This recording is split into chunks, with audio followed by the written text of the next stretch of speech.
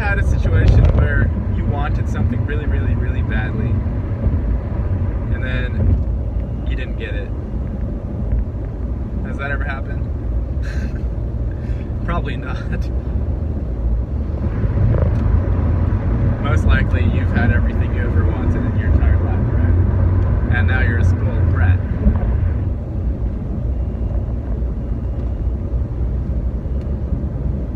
No, probably occasionally you've had a situation where you wanted something very badly, be it a material object or a thing with people, or to go somewhere. There's not a lot else to want, but maybe you wish you could feel to a certain depth.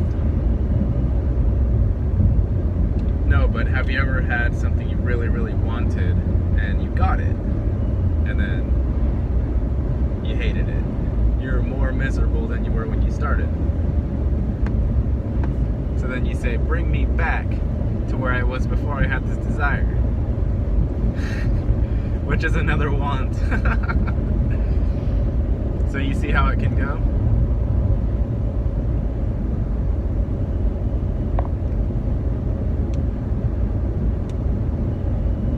It can go like that sometimes. Because after the very first instance of that happening, of you having a want that was denied, and then you were shown very clearly why you actually didn't want that, or why that was actually bad for you somehow, or bad for somebody else, or bad for everybody. After the very first of those instances, you should be able to see very clearly that the wanting mechanism is broken. There's something off with that mechanism. So to give requests from the platform of wanting or ego desires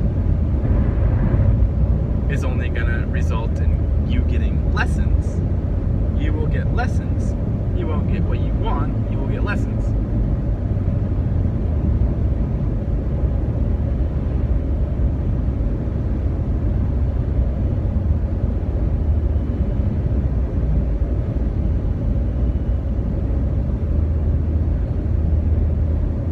People today still sometimes come at it from the perspective of I want, or I don't want, which are the same thing.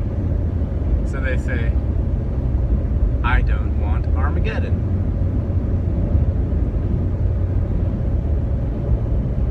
When they say I don't want Armageddon, they're just picking what flavor of Armageddon they're going to get.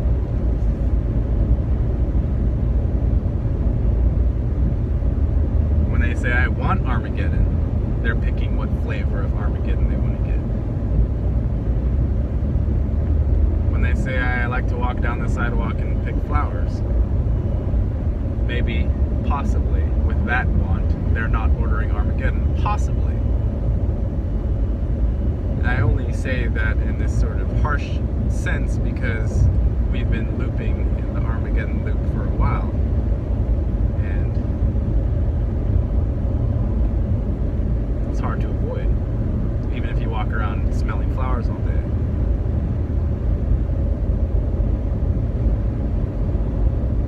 Because it's the collective mechanism, not you have an enlightened person walking down the sidewalk and have flowers blooming in their wake.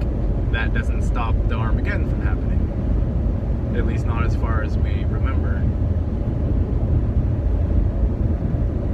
So the mechanism is very sensitive, and you choosing your stance in that sensitivity is important. It's not necessarily important as per the collective, but it's definitely important as per your own subjective experience, which is filtered out from the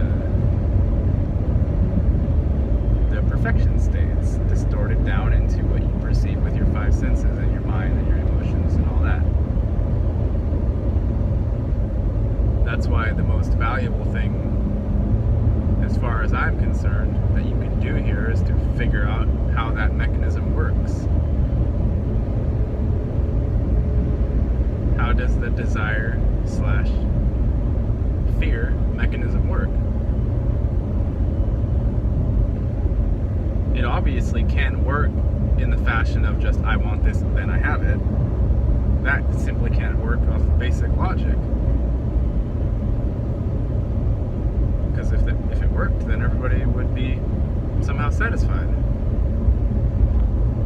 And it's not simply, I want, and then I get the opposite of what I want, because just like babies figure that reverse psychology trick out in 2 seconds. So it's not simple like that.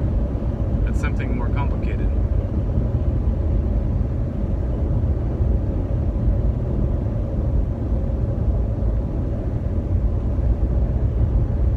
And that's what you're...